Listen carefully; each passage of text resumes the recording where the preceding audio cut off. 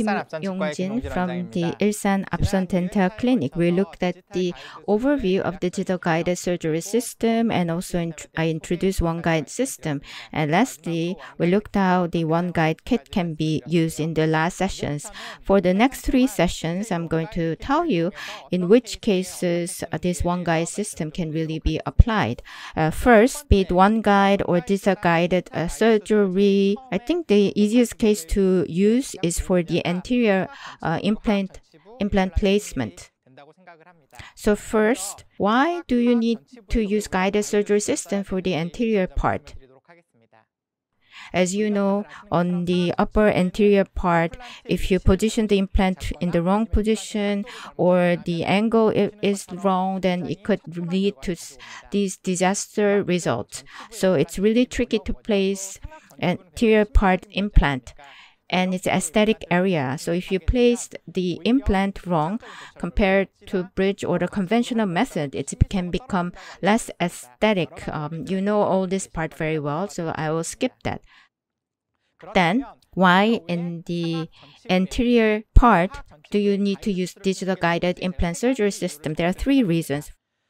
First, after extraction, inevitably there is a bone resorption, but with this system, such resorption can be minimized.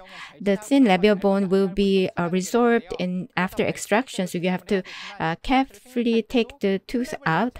But the recommendation, because of that, is also to go flapless surgery. But if you can do guided surgery, then you can minimize bone resorption. And secondly, you can simplify bone grafting procedure. Now, because you can control the gap size, graft material can easily put into that gap hole.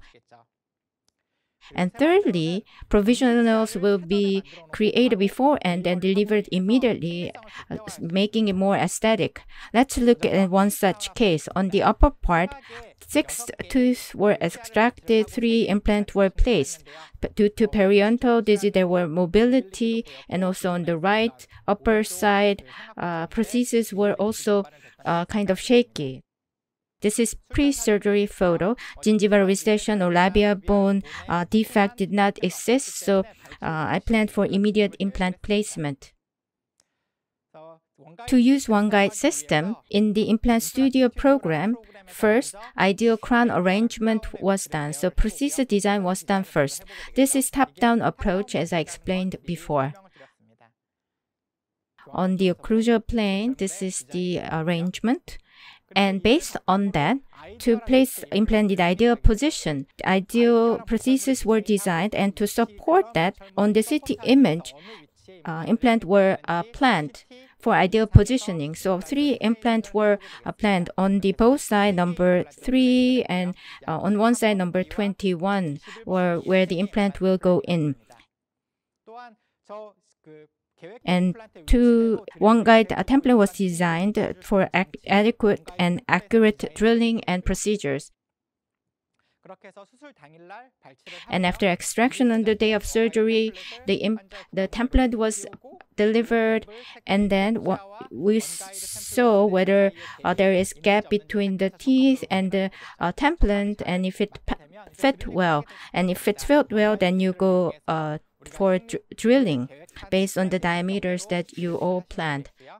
And before that, OneFit, the CAD/CAM abutment by Osstem, was also something I had ordered. So I not only ordered the guide, but I wanted to deliver CAD/CAM abutment immediately after surgery. So I even asked for prefabrication of this CAD/CAM abutment that's customized to the patient. So if everything was placed correctly, then CAD/CAM abutment that was prefabricated will also go in the right place. So I put 3-1, and even the PMA type bridge was prefabricated, and I delivered. Of course, socket preservation and graft material in the gap area were fully packed.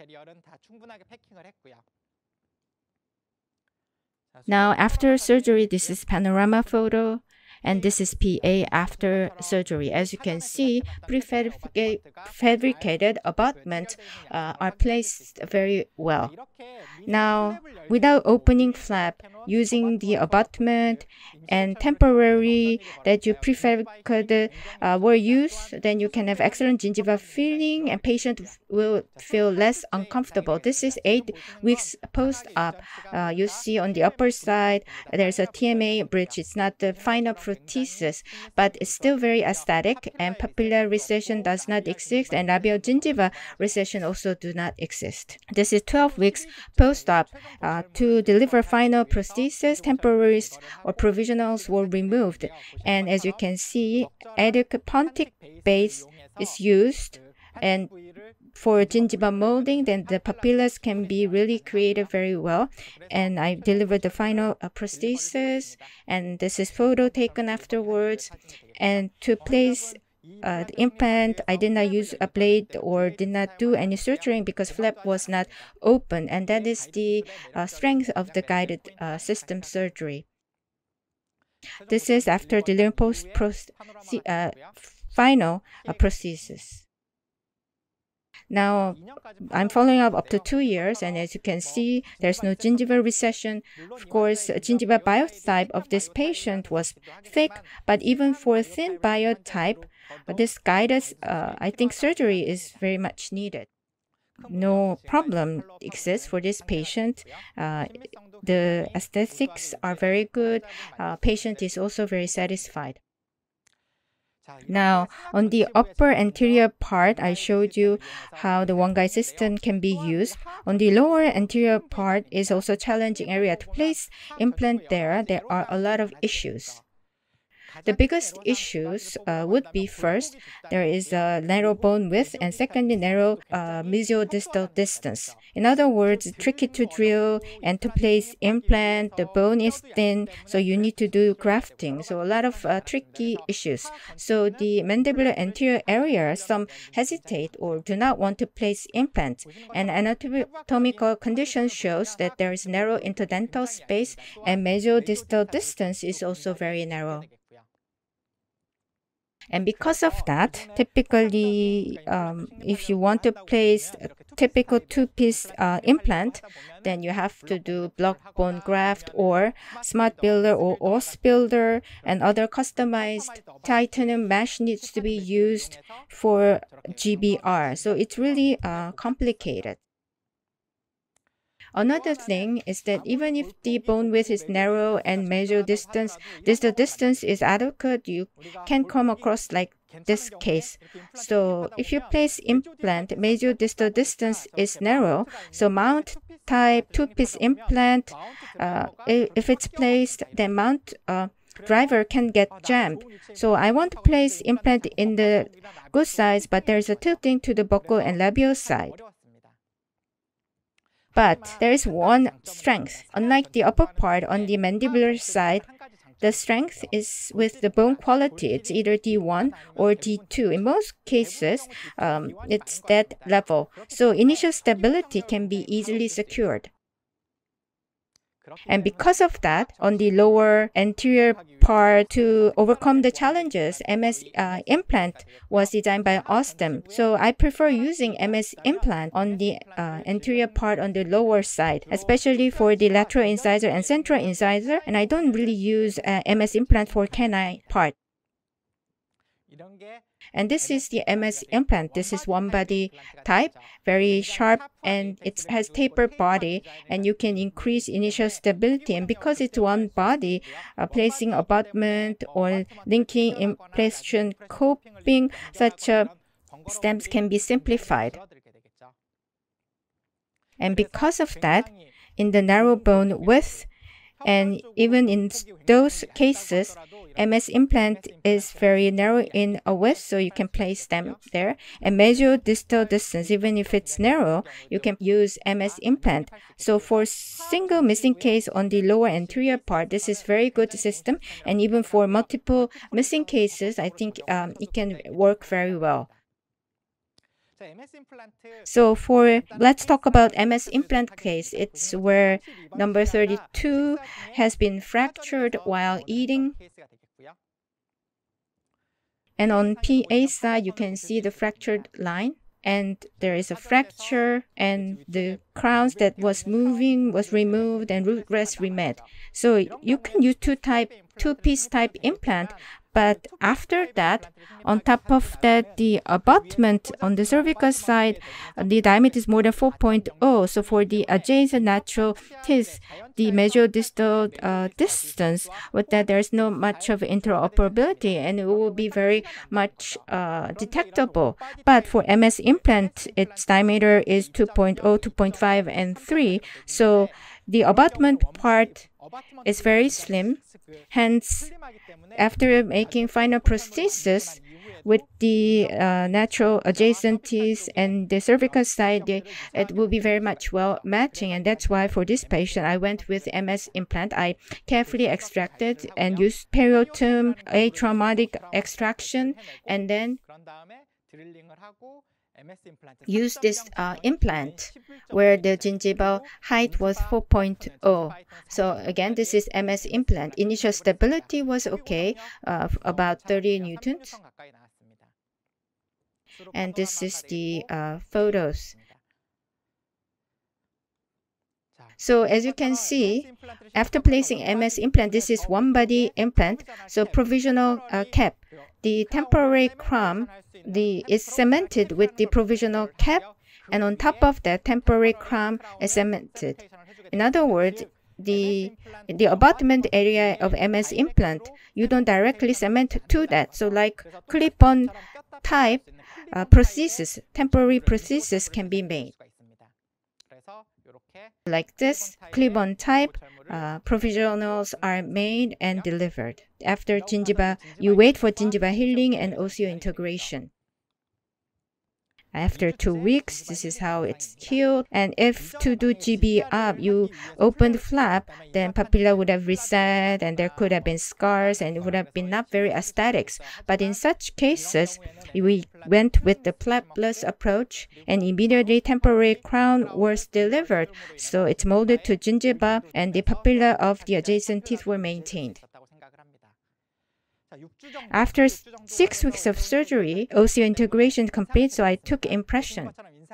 In taking impressions, the plastic impression cap is clip-on type, so very simple impression taking, and the final prostheses were delivered. And as you can see, what is implant versus what is natural teeth, you cannot distinguish. So these are the strengths of the MS implant. Post-surgery, after delivery final prosthesis, PA. 24 weeks later, you see there is a good maintenance, and this is PA. And as you can see, around one body implant, this is how the bone looks. There's not much of marginal bone loss. It's well maintained.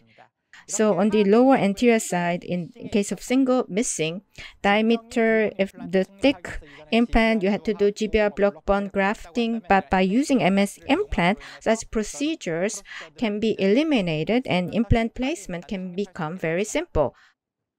But still, MS implant is very much dependent on the surgeon's experience. One body implant, so abutment, bending depth area, or in two-piece type abutment, the angle, compensation or correction is not possible. So in this implant, mesial-distal buccolingual position and angulation needs all to be correct. So labial surface line with the adjacent teeth, you have to go a bit toward lingual side. So it's very dependent on your experience. So if you're not experienced in implant placement, it might not be the first implant system you would go for.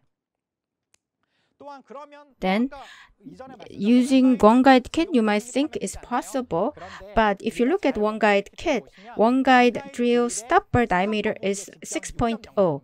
But as you can see in the photo, in the mesial-distal distance, if it's less than 6, what to do?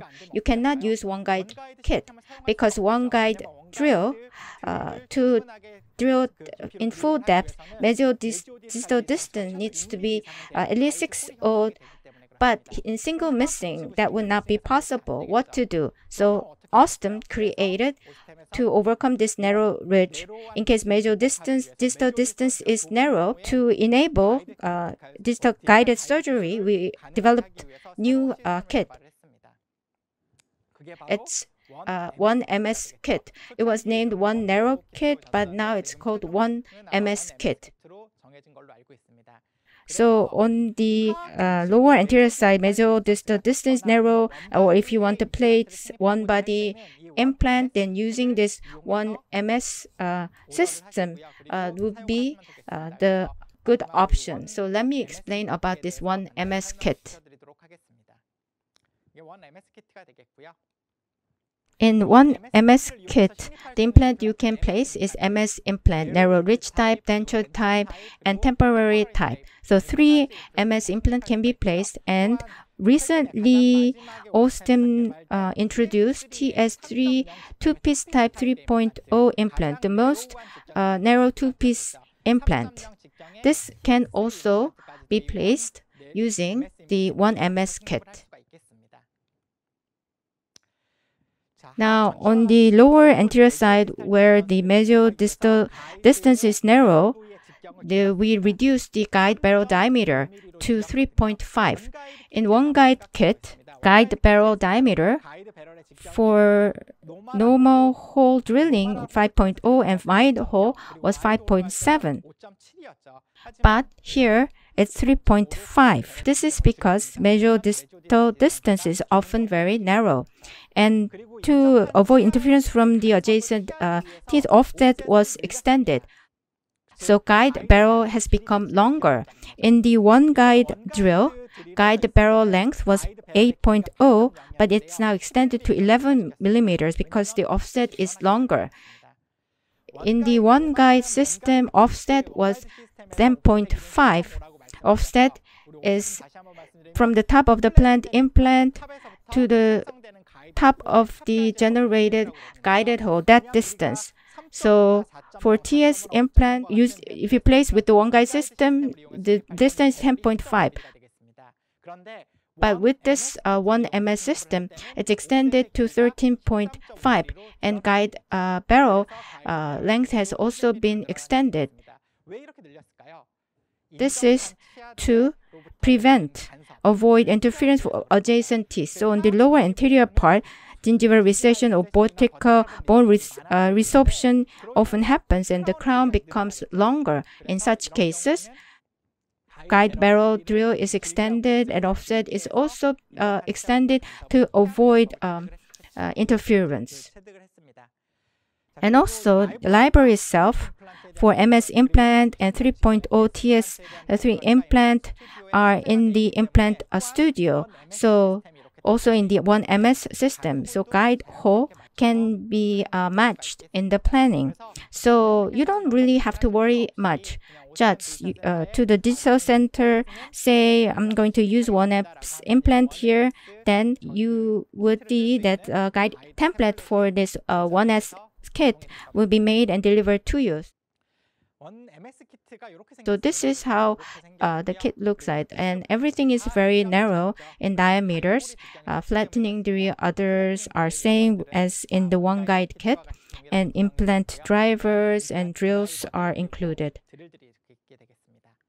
Now, in case of tissue punch, on the lower anterior side, gingiva is thin, so you don't often use it. But if you need it, then you can use this tissue punch. And flattening drill, the sharply remaining bone or irregular cortical bone or to flatten them, flattening drill can be used. And I explained about this in the OneGuide kit.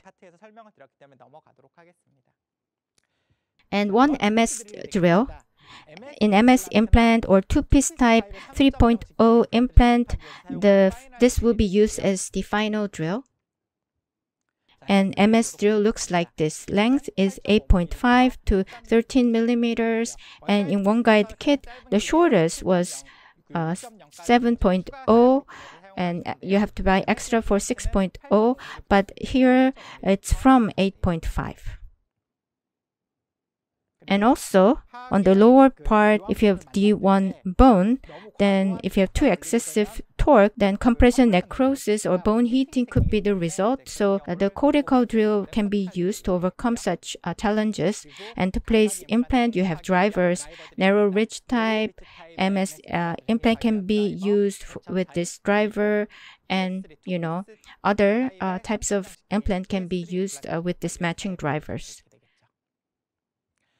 Now, MS implant narrow ridge type is one body type, and gingiva height, there are two variants, 2.5 and 4.0. So the planned implant gingiva height will determine the depth that you need to go into. So for MS, you have a dedicated fixture driver, and there is a thick line, and top and bottom part of the line, the gap is 1.5 millimeters. So gingiva height is 2.5 of your implant. The guide hole top needs to go to the top of this line. That's how you control depth. If the gingiva height is 4.0 of your implant, then the guide type needs to be matching to the bottom of this line. Now, how to use it? MS implant has a sharp apical area. It looks as if it's bone screw. So you don't have to do full depth drilling. It sort of self-penetrates. And initial stability is designed to be strong. So based on the surgeon's experience, you drill and place the implant. But one thing you need to remember here is that on the lower anterior part, long implant is something you would place, and 11.5 or 13 millimeter implant in placing even those implants.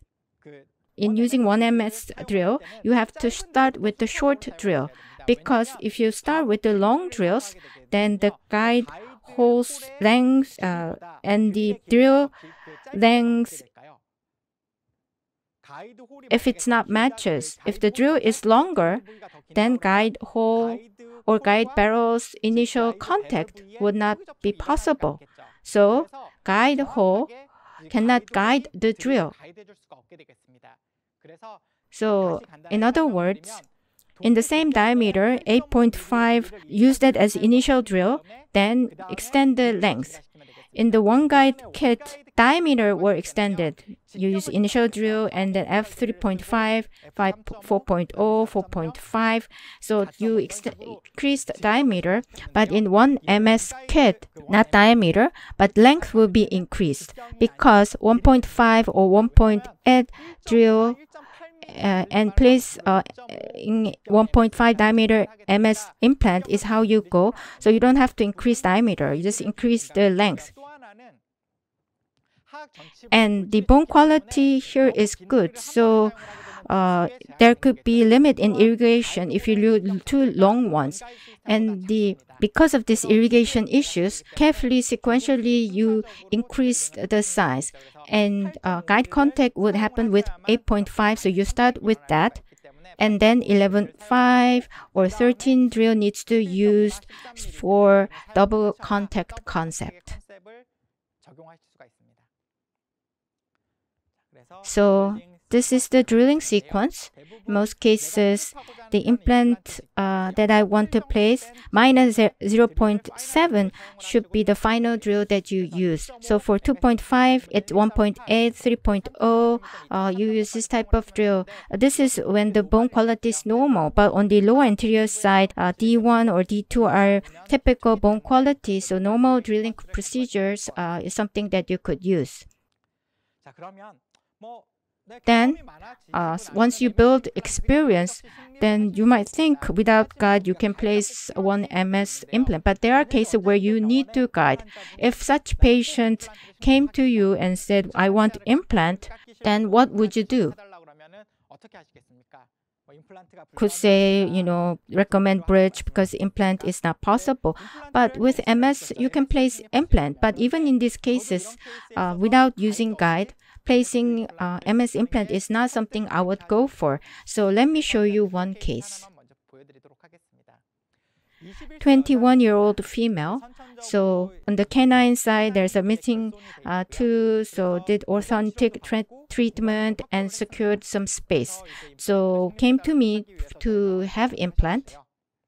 And as you can see this, the MS implants, you can say I could just place that, but the mesial-distal distance might be okay, but buccolingual side, because there is a missing tooth, so it was very thin.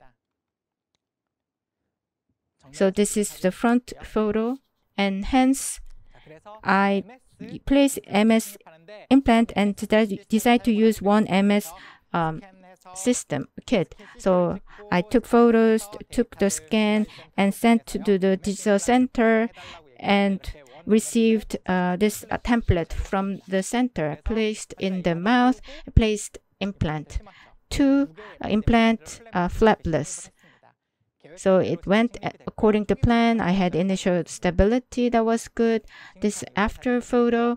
And one more thing, as I said, when you order to digital center, you could also order temporaries. So the temporary crown that was prefabricated was set. This is post-op panorama photo, PA, and as you can see, mesial-distal distance was very limited, but the implant was placed okay. If it have you a lot of experience in such case, just open the gingiva and placing implant, could that be the result? You would have to take X-ray and other very complicated steps would have been required. As you can see, the bone width was very narrow, but you can see it went very well. And this 4 weeks post-op, not much of a problem. The integration is happening very smoothly. This is 3 months post-op. When I delivered the final prosthesis, the gingiva is healing very well. I did not open flap. The papilla is also maintained very well. I took impression. And then final prosthesis was delivered. And even after that, what is implant, what is natural teeth cannot be distinguished. So it's very aesthetic. If the MS implant was placed without any support, it could have gone okay, but it might have also not been very aesthetic. So looking at these cases, again, top-down approach is very important. Design the final crown and place implant in the ideal area. If it's 2-piece type, using abutment, some correction compensation can be made. But for one-body MS implant, the help from guide is very crucial. So after final restoration, panorama picture and PA picture, without much of a bone resorption, you can see it's healing nicely. So I showed you on the upper and lower anterior part how to do guide surgery with actual cases, and we looked at OneMS kit and how to treat single missing case on the lower anterior side, how implant can be placed easily.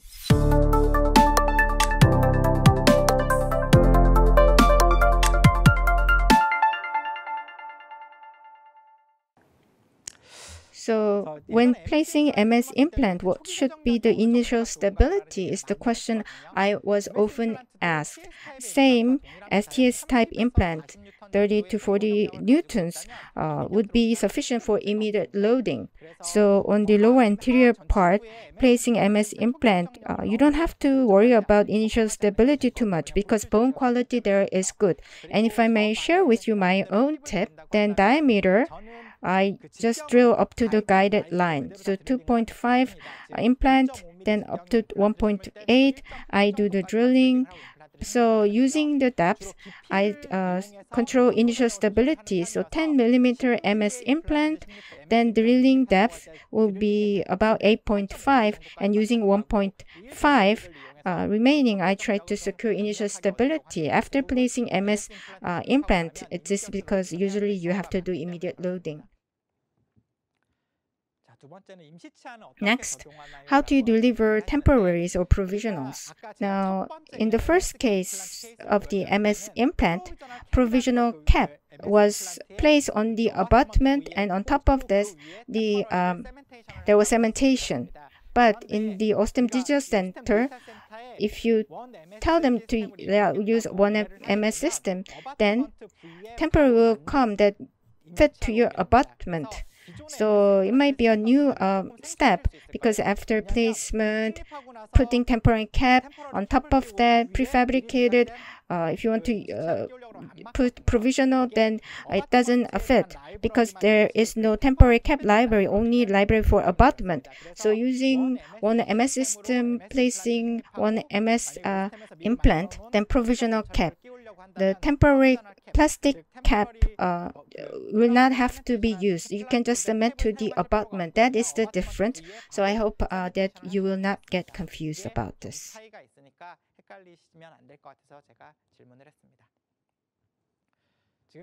Now, up to now, I looked at how to use the digital guide surgery system on the anterior part, and I will see you at the next session. Thank you. 감사합니다.